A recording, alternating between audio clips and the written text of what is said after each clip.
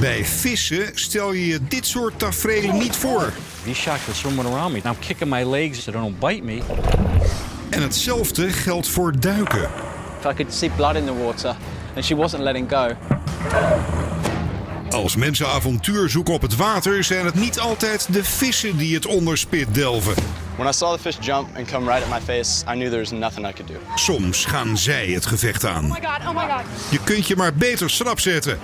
Want je weet nooit wat er kan gebeuren als vissen besluiten een tegenaanval te doen.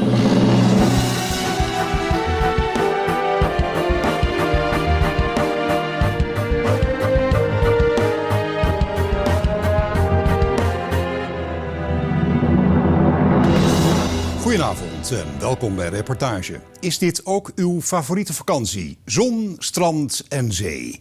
Met af en toe even een heerlijk verfrissende duik in het heldere water. Klinkt allemaal goed, maar kijk uit. Want in dat mooie, heldere blauwe water verschuilen zich soms moordzuchtige roofdieren die geheel onverwacht een hap uit jou willen nemen. 2009 was bijvoorbeeld een uitermate gevaarlijk zwemjaar. Bijna 80 mensen zijn toen aangevallen door haaien. 6 van hen vonden de dood. En dan hebben we het nog niet eens over de gevaren van de zwarte marlijn, de blauwe marlijn, walvissen, grienden, murenen, meervallen en sommige vliegende vissen. In principe zijn de meeste vissen niet agressief. Maar als mensen ongevraagd in hun leefomgeving komen of proberen de vissen ruw uit hun wondere waterwereld weg te rukken, bijvoorbeeld met een hengel of een visnet, dan verlopen die confrontaties niet altijd even harmonieus. Het is juli 2005 in de Tropic Star Lodge in Panama. Hallo. Bob Schultz gooit samen met zoon Steven en dochter Allison de ankers los voor hun allereerste vistocht op open zee. Niemand kan ook maar vermoeden wat ze daar te wachten staat. Going into it, I don't think any of us expected to have a day that was going to be so crazy and horrible. Halverwege de ochtend vaart de familie Schultz zo'n 50 kilometer uit de kust. Opeens hebben ze beet. Het blijkt een zwarte marlijn te zijn. It's pandemonium when you first hook a black marlin. Deze roofdieren worden als de allersterkste onder de vissen gezien. Ze kunnen wel 5 meter lang worden en meer dan 450 kilo zwaar. Ze spietsen prooien met hun speervormige bek en verslinden die vervolgens met huid en haar.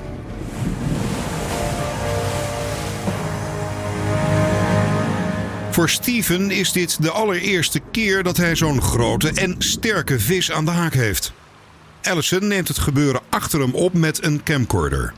Steven was just working up a sweat and I was just doing my job for about 10 minutes, just focusing, kind of zoning out. And so I was really calm. It's huge. How much does it weigh? We hadn't hooked a marlin or anything before, and so I didn't want to miss it.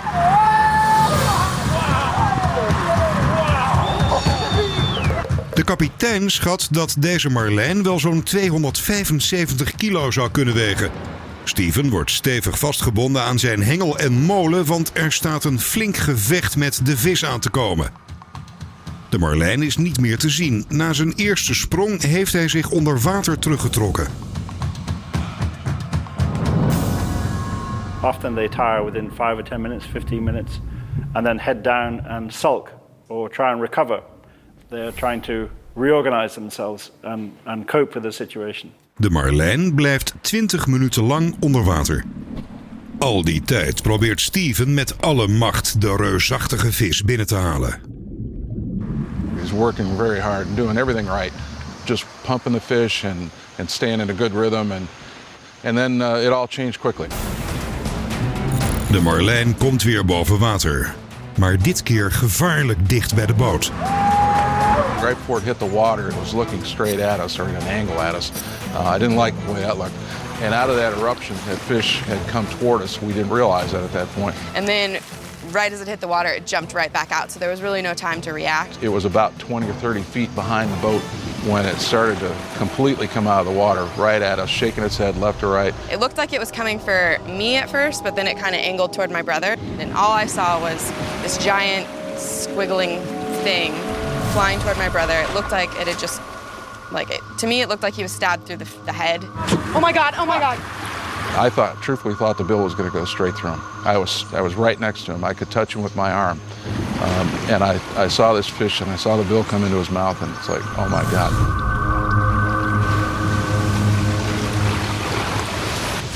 De lange, gekartelde, speervormige bek van de marlijn dringt in Stevens open mond binnen en rijdt daar zijn keel en de binnenkant van zijn wang open.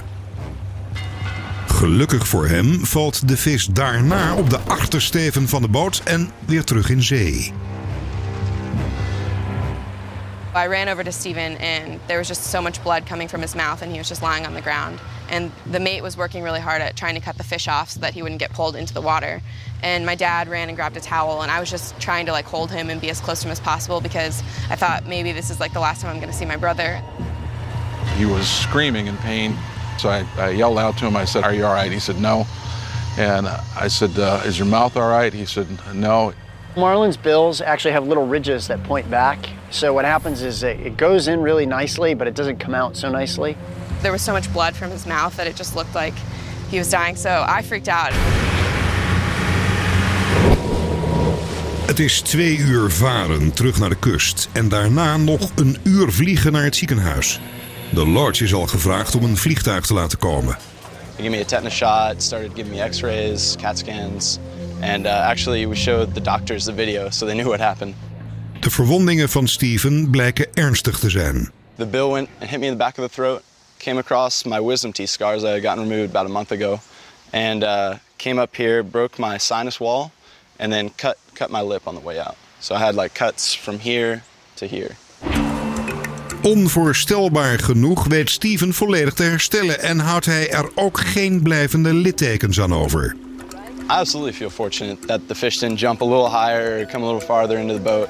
I think what saved me was the fish was more than halfway out of the boat when it hit, so it bounced back out instead of bouncing in. I think if it carried more momentum into the boat, I would have been more seriously hurt.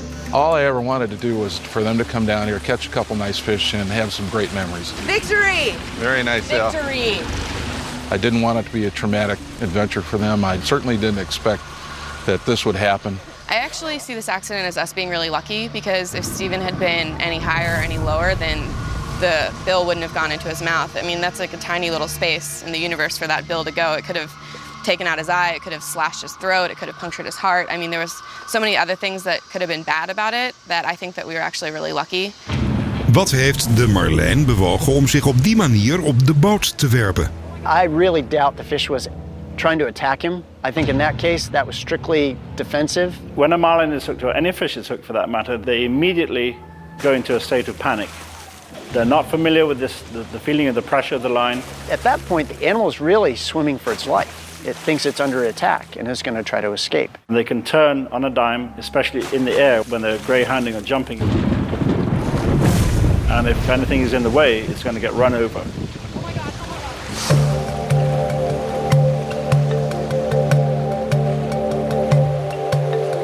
Achteraf gezien vindt Steven dat hem zelf eigenlijk de meeste blaam treft. I was fighting it really aggressively, I think maybe too aggressively. Generally when you're catching a marlin, it takes a little over an hour to bring it in.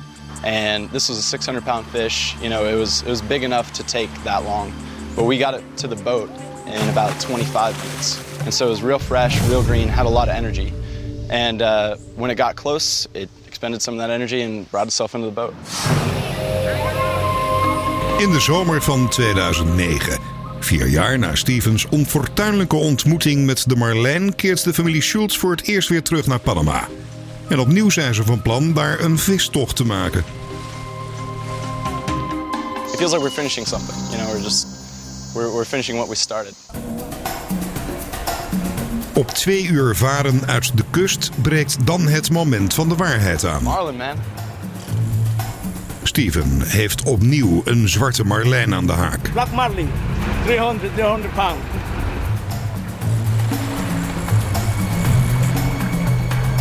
It was a little nerve-wracking when it got close. But I was just thinking, okay, where can I run? Where can I dive?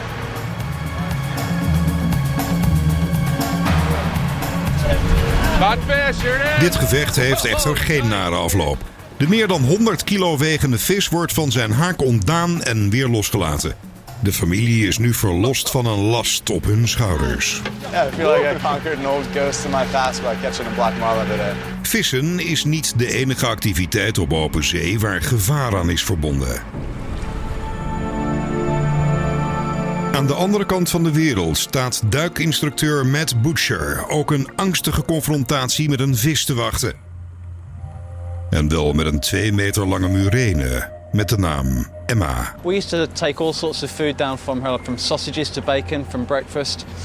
I was always very comfortable feeding Emma. I never had any concerns or worries really about her being dangerous or biting me. I've done it so many times and she seems so friendly. Ze mag misschien heel vriendelijk lijken, Matt tart hier wel het lot. Murenen zijn vrijwel blind. Ze gebruiken hun sterk ontwikkelde reukvermogen om een prooi op te sporen en slaan dan agressief toe. Their strike can be very quick and they have amazing needle-like teeth that are designed backward facing, perfectly designed to grab and bite a hold of something and hold on to it like a wriggling fish. The animals, if they're really hungry, can become very aggressive, especially if they think they're going to get food. Op 18 april 2005 duiken Matt en een vriend de oceaan in om Emma te voeren. When we approached, Emma swam out to meet us excitedly. She's about 2 meters long. It always looks scary when she swims towards us, but we're never worried because we've never had any problems before. Matt heeft een plastic zakje met daarin worstjes bij zich. Maar dan doet zich een probleem voor. I was struggling to get the food out of the bag because the current was moving the bag in the current and I couldn't get my hand in to get the food out. As I was doing this, the moray was swimming in between my legs and around me. She could smell the food and she was waiting to be fed. That eel was so agitated, it was obviously attracted to the diver and had now associated the diver with food. Matt probeert Emma weg te duwen, maar die heeft nu voedsel geroken.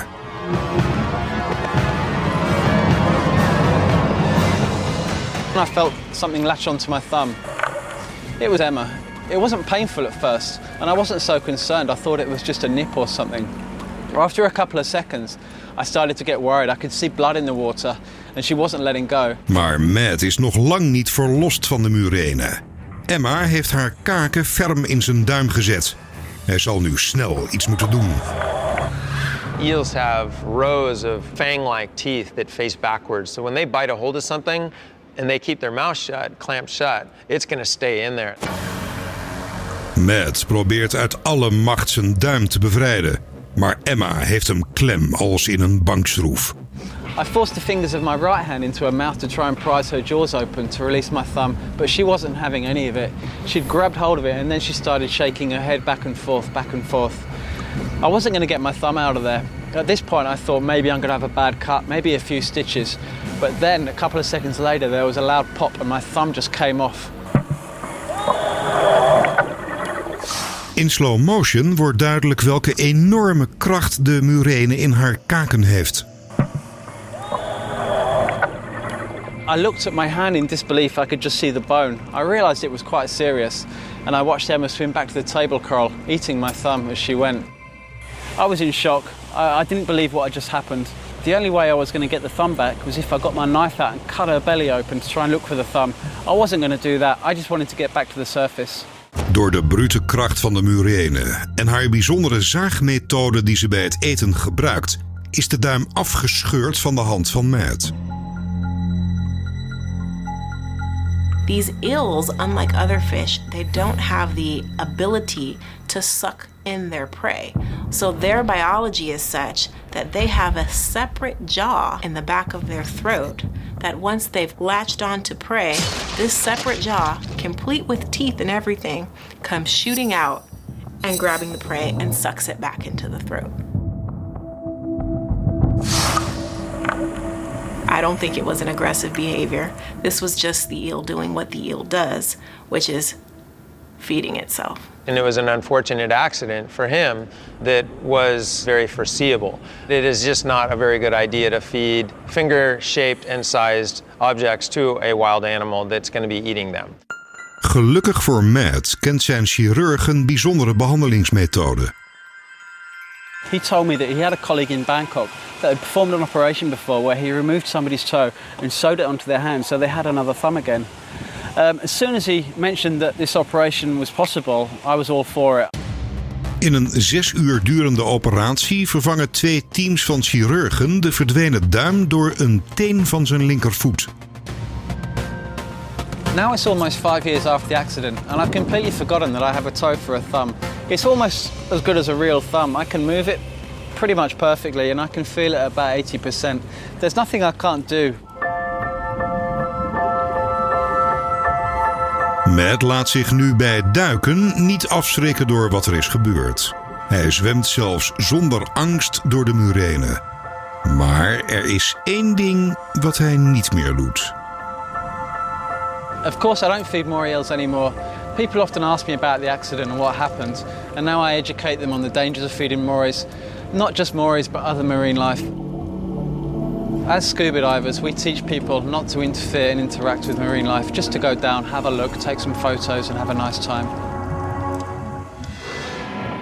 Wat is er sinds het voorval eigenlijk met Emma gebeurd? I've been back to see Emma a few times. I don't have any ill feeling towards her at all. I really like going to see her. She didn't mean to bite my thumb off. She just got confused. I don't hold any grudges and I hope she has a very long and happy life.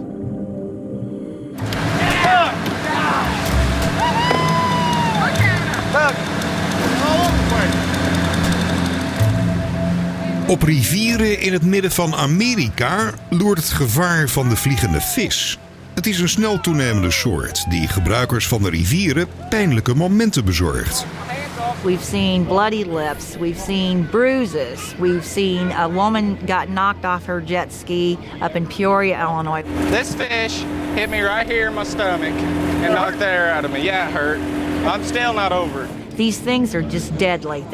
There's a lot of injuries that these fish have given to a lot of people. Deze Aziatische karpers zijn hier 50 jaar geleden geïntroduceerd. Nu wordt er een ware strijd gevoerd om de rivieren te bevrijden van deze vliegende vissen.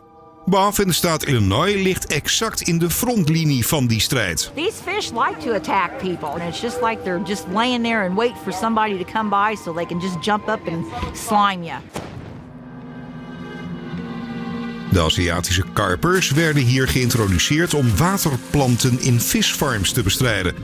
Begin jaren 70 zijn ze echter ontsnapt en daarna hebben ze zich verspreid in de rivieren in het midden van Amerika. They invaded these freshwater environments in the river and they took over because they're outcompeting the other native fish because they're amazing eaters and they can reproduce like crazy. En ze kunnen ook als gekken springen, maar dat doen ze maar op één bepaalde plek. They're in the Illinois, they're in the Ohio, and they're in the Wabash. But the only place they jump like this is in the Illinois River. And they think it's due to the banks, the contour of the river bottom. They don't jump like this in any other river system, just here.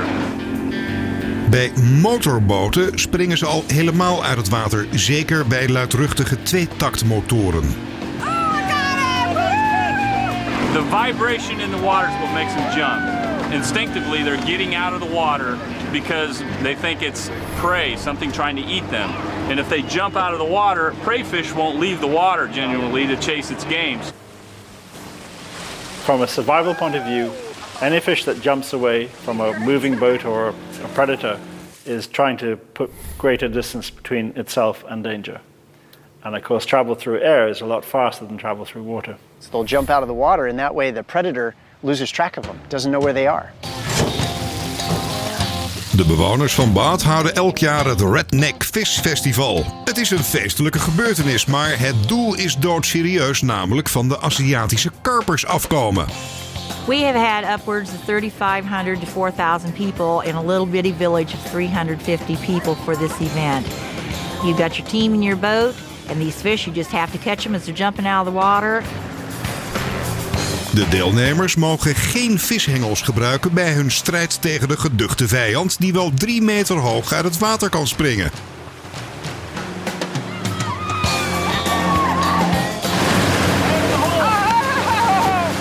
They're freaking everywhere. I keep looking back because I don't want to get hit in the face with one. See what I mean? Dang! See? Dit jaar weten de deelnemers meer dan 1500 vissen te vangen. Ze worden verwerkt tot vismeel wat voor bijmesten wordt gebruikt. De Aziatische karpers worden maar weinig gegeten. Hun aantal neemt niet alleen toe, maar ook hun omvang. They're getting bigger. These fish, they get really big really quick. What do you think that one is, Tim? He's 3 or 4 years old. 4 years ago when we were out here on the river shooting fish, this was a giant. Yeah, that was an absolute giant. Now that's just common. Er is nog geen afdoende oplossing gevonden voor het probleem van de Aziatische karpers. De autoriteiten zijn wel in staat om het probleem niet nog groter te laten worden. They put electric gates in the Illinois River in front of the Great Lakes, trying to keep them out of the Great Lakes. De schermen bestaan uit stroomkabels die onder water om de zoveel milliseconden stroomstoten afgeven. Die moeten de vissen afschrikken zodat ze rechtsomkeerd maken. Tot nu toe lijkt dit systeem ook echt te werken. That's going to be a big problem if they get in the Great Lakes. They think they're going to just go rampant and here again deplete the Great Lakes, ruin the salmon fisheries, the trout, everything up there too. This is deep in my heart to spread the word to get rid of these fish. But if there ever would come a day that I could say, we don't have enough fish to have a redneck fishing tournament, that is what my dreams are. Zometeen terreur op open zee. Een visser wordt met enorme kracht de zee ingesleurd. When he went over, it was a total shock to me. And he disappeared completely underwater. En ook zeezoogdieren kunnen gevaarlijk zijn. Een griend trekt een vrouw meer dan 10 meter de diepte in. I realized I was down to seconds. I knew I was really running out of time.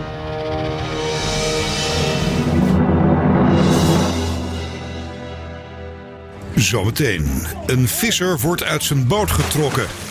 Midden op een van haaien vergeven zee. How can I go back and tell his family he's gone? We didn't know whether he was going to come up or not.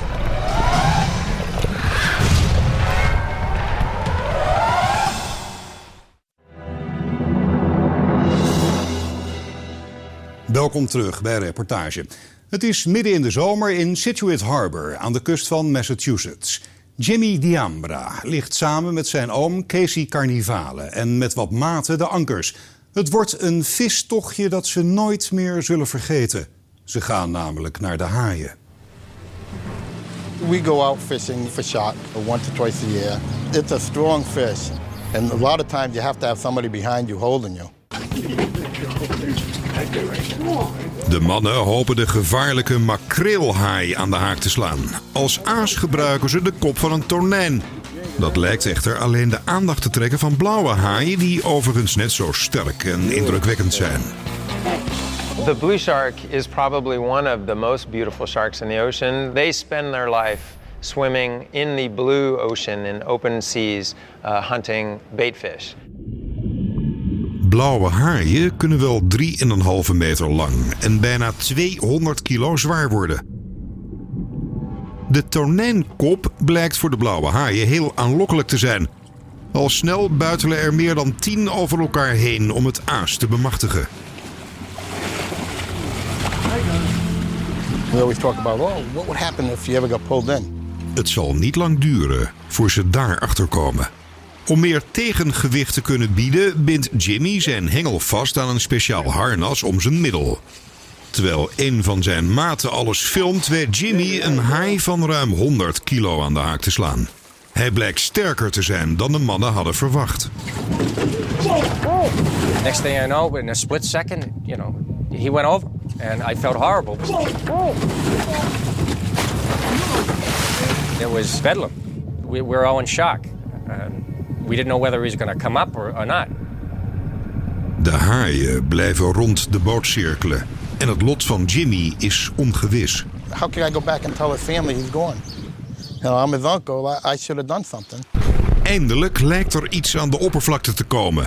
Het blijkt Jimmy te zijn. You could tell that he was fighting for his life. He was in trouble. There was no doubt about that. Jimmy duikt op vlak naast de tonijnkop en dat maakt de situatie er nog gevaarlijker op. We had blue sharks all over the place. They were in a feeding frenzy. And I thought for sure that Jimmy was going to be eaten alive. Bovendien zit Jimmy nog steeds met zijn hengel vastgebonden aan de haai. It's the scariest thing. If the shark decides to go to the bottom, that's where you're going. Er valt geen tijd meer te verliezen. Thomas Meany neemt dan ook het heft in handen. I said to myself, I have to do something here. I have to jump into action here because I could see the captain could not get a grip and could not pull him over the boat. So I pushed the captain away. Nu volgt een ware krachtmeting met de haai aan de ene kant van de lijn en de bemanning aan de andere kant. Uiteindelijk weten ze met een ultieme krachtinspanning Jimmy weer aan boord te trekken. And I'm laying on the bottom of the boat and I'm like, I can't believe it. I didn't think I'd ever see this boat again. I can't believe I'm still alive. I knew I should have taken an insurance policy out on you. I think I was more relieved than he was. It was like losing somebody and getting them back, snatching them from death. Maar Jimmy is nog niet klaar. Vreemd genoeg wil hij de haai, die hem bijna het leven heeft gekost, alsnog binnenhalen. Dat lukt hem ook nog. Maar dan besluit hij het dier toch weer de vrijheid terug te geven. He threw me back once, now I threw him back, so we're even. Om door een vis uit deze wereld te worden geholpen, hoef je je echter niet onder de haaien te begeven. Voor de kust van het eiland Madeira gaat de beroemde sportvisser Stuart Campbell met zijn bemanning de zee op in een poging een wereldrecord te breken.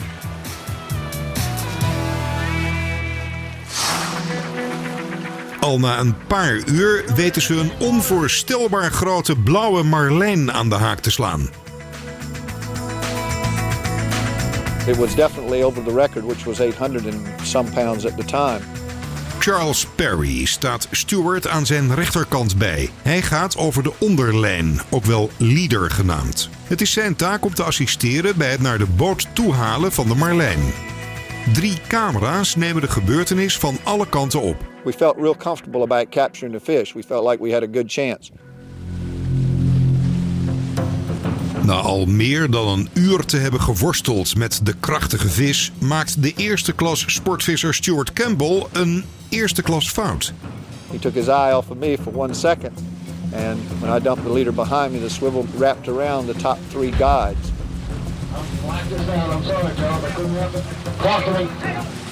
And of course, when he saw it, he reached up and tried to get it out, but it all happened so quick. Stuart krijgt nu de volle kracht van de reusachtige marlijn te verwerken. Something had to give, and it was Stuart out of the chair. When he went over, it was a total shock to me, and he disappeared completely underwater. De vertraagde beelden laten zien dat Stuart wanhopig probeert de lijn te ontwarren. Dat lukt hem niet en daarom laat hij de hengel zakken in de hoop dat de marlijn zo de lijn zal afrukken. Dat blijkt ijdele hoop te zijn, want Stuart wordt overboord getrokken. Daarbij schiet de pink van zijn linkerhand uit de kom. De hengel klapt terug, raakt hem in het gezicht en rijdt daarbij zijn lip open. Maar voor Stuart beginnen de problemen nu pas echt, want hij zit nog vast aan de lijn. En dat terwijl een marlijn meer dan 100 meter diep kan duiken. Bovendien staat de boot in zijn achteruit, waardoor hij over Stuart heen dreigt te varen. Actually, the thing that saved me as much as anything is the fish was large enough. So as soon as I went over the side, he was going sideways. He was not going directly in the line of the boat. So that pulled me out of the way of the boat. Opeens breekt de lijn en komt Stuart weer aan de oppervlakte. When he popped up, he was blood coming everywhere. And I said, Stuart, give me your hand. And he said, I'm okay, I'm okay. And every time he'd say I'm okay, I'd see blood come out of his mouth. And I thought, you're not okay, Stuart. I said, you're not okay, give me your hand. Gelukkig blijkt Stuart inderdaad weinig te mankeren. Hij krijgt wel 8 hechtingen in zijn lip en zijn pink moet worden gespalkt, maar de volgende dag is hij alweer aan het vissen. Hij is maar even uit het veld geslagen en erop gebrand alsnog zijn doel te bereiken. That was the fish of his dreams. And for a man who's invested that much time, money and effort into just having the one chance with that fish, it was a very unfortunate finale.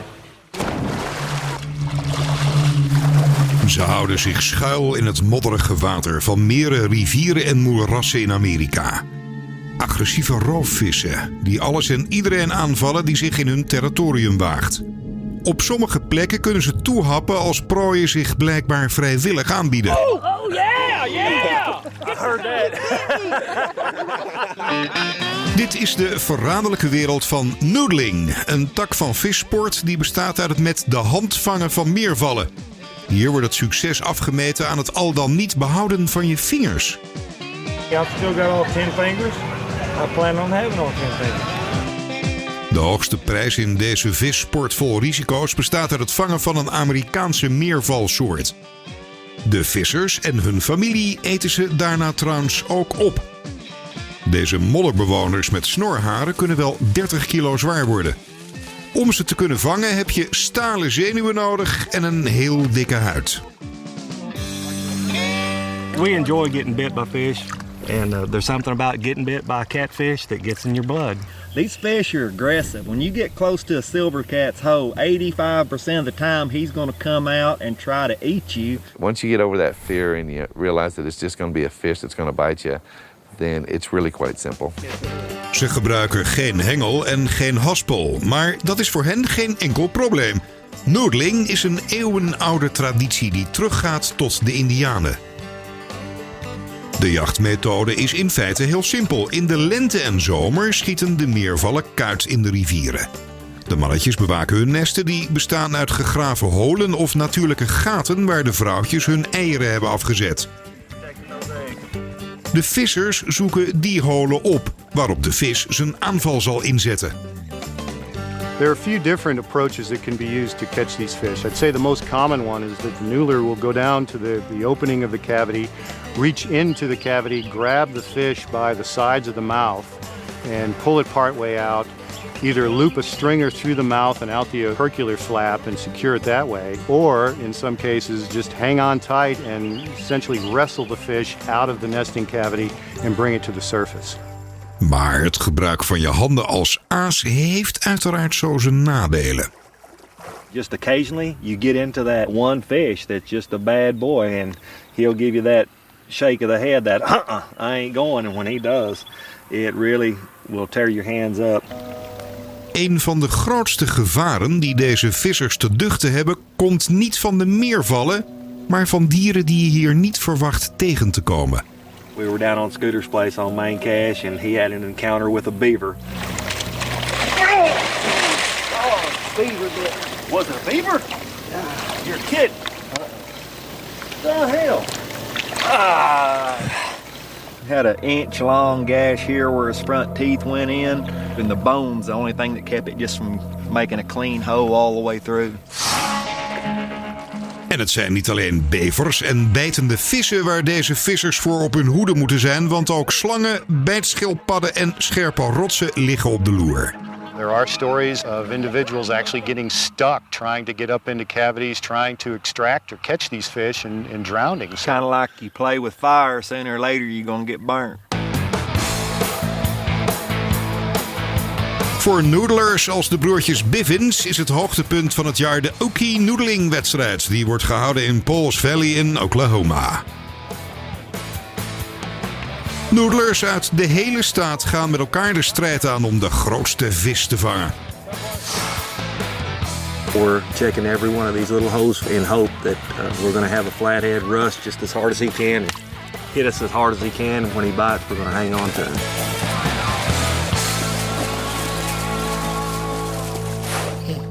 – 30 kilometer verderop leidt Dave Baggett een ander groepje noodlers. So we just kind of feel around right. I know it's right in this area. Right here. Whoa. Ze zoeken nu al uren, maar een vis hebben ze tot nu toe niet kunnen verschalken.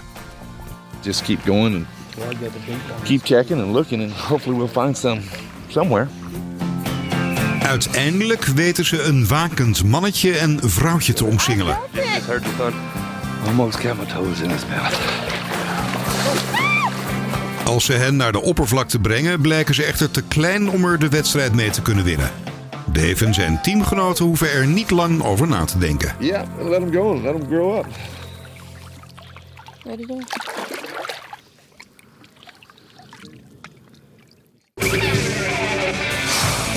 Na 3 uur is de noodlingwedstrijd in Pauls Valley in volle gang. Als het team van Bivens arriveert, worden ze begroet door een juichende menigte. Maar dit blijkt niet hun grote dag te worden. Andere teams hebben nog veel grotere meervallen weten te vangen. Vissen die de eeuwenoude strijd tussen mens en vis hebben verloren en in de pan zullen belanden.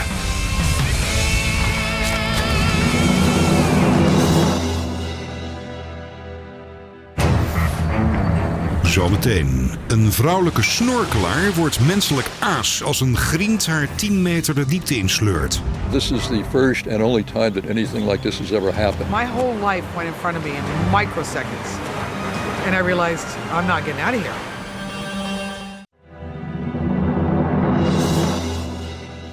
Welkom terug bij Reportage. Het is Moederdag als onderwatercameraman Lee Tapley samen met diepzeeduikster Lisa Costello met hun bootje de oceaan opvaren vanaf Kona in Hawaii. Ze hopen daar een avontuurlijke dag te beleven. En dat wordt het. We saw this splashing way out in the distance. And so we headed out toward the splashing. Incredible.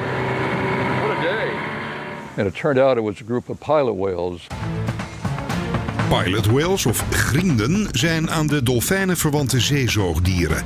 Ze zijn enorm groot en kunnen ruim 2000 kilo wegen. Als Lee en Lisa ze op zee tegenkomen, komen deze reuzen bij hen echter helemaal niet bedreigend over. We slowed down and they slowed down. And we stopped and they stopped. And Lisa was very anxious to get into the water. You might scare them away, like get the camera ready before we go in. The problem is a lot of times people underestimate marine mammals, particularly whales, and they think of them as, kind, caring, nurturing sorts of animals. But they're also very good predators. Omdat ze geen zuurstoftank heeft, moet Lisa dicht bij de oppervlakte blijven. Dat weerhoudt haar er echter niet van om een van de grienden van heel dichtbij te benaderen. I looked in his eyes, he looked at me, and I went above the water, and he went above the water. And I went down, and we did this bobbing eye contact thing for a while. And then I thought, wow, I'm really connecting with this whale. She reached out and touched the pilot whale and eventually got her body right up on the pilot whale's back. And I was really concerned that something unpleasant might happen. Maar in het begin lijkt Lee's bezorgdheid nog ongegrond te zijn. Maar dan schiet de walvis opeens naar voren. The pilot whale charged Lisa and grabbed her by the thigh and spun her around. But then the pilot whale let go of her, and then I thought, well, everything's going to be okay again. It wasn't a big bite. It didn't hurt. I didn't feel like he was going to attack me.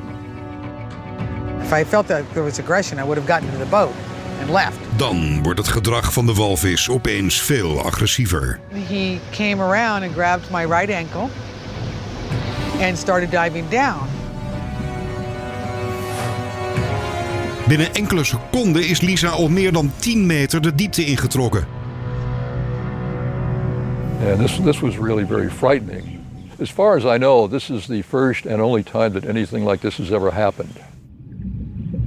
There was really nothing I can do. Grienden kunnen wel een half uur onder water blijven. Maar Lisa's longen kunnen het daar hooguit een minuut volhouden. I thought about all the things in my life. I was a single parent. I had a 15-year-old son. What's going to happen to him? It's Mother's Day. Will there be a body? Ondanks alles wat door haar heen schiet, weet Lisa toch kalm te blijven. De walvis houdt haar echter nog stevig vast met zijn kaken. I realized I was down to seconds. I mean, I knew I was really running out of time. And I still did not want to react in an aggressive manner. I gently touched his eye and I said, I'm in trouble, pal. I need some help here. And the pilot whale held her at a considerable depth, and I thought she was going to die for sure. I was praying that the pilot whale would let her go. Wat vervolgens gebeurt gaat tegen alle wetten van de logica in. Opeens begint de walvis naar de oppervlakte te zwemmen. About the last 15 feet, he just bolted me up to the surface as though he knew I had no oxygen. I remember going, air, air. And all I did was breathe really, really hard. I go get you. Come on, I'm gonna get you. Opmerkelijk genoeg heeft Lisa er geen blijvende schade aan overgehouden. I never felt like this whale wanted to harm me, wanted to drown me, wanted to kill me. It was more, who are you? Can you play? Can you play with us? Deskundigen verschillen van mening over wat er nou eigenlijk is gebeurd. In the end, she was let go and she survived this encounter. That fact in itself suggests to me that this was not an aggressive attack. In my opinion, this was a minor attack. I didn't notice any play behavior in her interaction with the whale or the whale's interaction with her. I think it was strictly interpreted as an intruder into their pod that needed to be removed. Maar wat bracht de walvis ertoe om opeens naar boven te zwemmen? As I observed the video, I noticed that there was a large bubble train leaving the animal, and that would tell me that the animal wasn't prepared for a deep dive. He was only going to go as far as it took to remove the person from the pod and then go up for his breath. And luckily, it coincided with the same time frame that she needed a breath of air, and she was very lucky. Interactions with humans are so rare that we're a novelty. They don't even know what we really are. And they may come over and they'll kind of check us out and see what we're all about. But after each encounter, we don't know how that will change the animal's behavior. Whether they become less frightened of humans, more frightened of humans, or just investigatory. In most cases, they probably realize they're larger and they could easily inflict harm to us if they wanted. But the fact that they're not means that we're kind of probably inconsequential to them. Lee Tapley werd verantwoordelijk gehouden voor het in gevaar brengen van Lisa en kreeg een boete van $10.000 opgelegd. Na een 3 jaar durende juridische strijd werden alle aanklachten ongegrond verklaard. My first rule whenever I'm out in the field as a scientist, expect the unexpected, because that's probably what's going to happen. And in this case, that's what happened. We zullen waarschijnlijk nooit helemaal begrijpen waarom de dieren van de zee ons soms aanvallen. Het is in elk geval verstandig om altijd op onze hoede te blijven als we ons in het water wagen. Human beings, we're so used to being in control of our situation. We need to realize when we're in the ocean, we're really not in control. You know your place and you act accordingly and you act responsibly. It's the same with diving, it's the same with fishing. And don't get yourself into a bad situation. We know more about space than we do about the oceans and about the animals that live in it. And while we're starting to learn a lot more about those animals, we still don't know nearly enough about their behavior. And as more people use the ocean, which is great, we have to be even more careful about the animals that live there. Tot zover deze reportage. Volgende week zijn we er weer met een opmerkelijke documentaire. Voor nu bedankt voor het kijken. Een hele goede nacht en graag tot volgende week zondag.